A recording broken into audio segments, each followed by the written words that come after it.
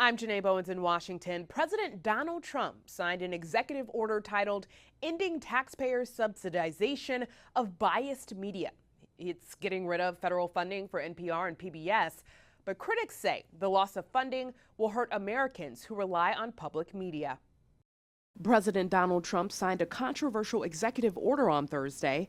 It aims to cut money for NPR and PBS. The American people are sick of funding institutions who promote values that they find repugnant. The public broadcasters are accused of left-leaning bias. The White House and Republicans say one glaring example was NPR's refusal to cover the Hunter Biden laptop scandal shortly before the 2020 election. At the time, NPR released a statement that said, "We don't want to waste our time on stories that are not really stories." But it did turn out to be a real story. Our current editorial leadership believes that that was a mistake, as do I. Yeah, the whole country knows that was a mistake. Definitely impacted the election. Critics also point out how drag queens have been featured on PBS children's programming. The executive order directs the Corporation for Public Broadcasting to slash the more than $500 million in federal funding for NPR and PBS.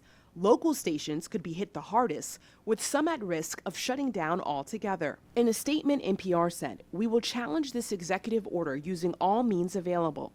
And PBS said, the president's blatantly unlawful executive order, issued in the middle of the night, threatens our ability to serve the American public. We use our broadcast as the emergency backup for emergency alerts for the country, and you need 100% coverage to make that happen. We have news deserts. 20% of Americans live in a place where they have no local news coverage other than public radio. The Corporation for Public Broadcasting also released a statement saying the organization is not a federal executive agency subject to the president's authority. It's safe to say this executive order will be challenged in court.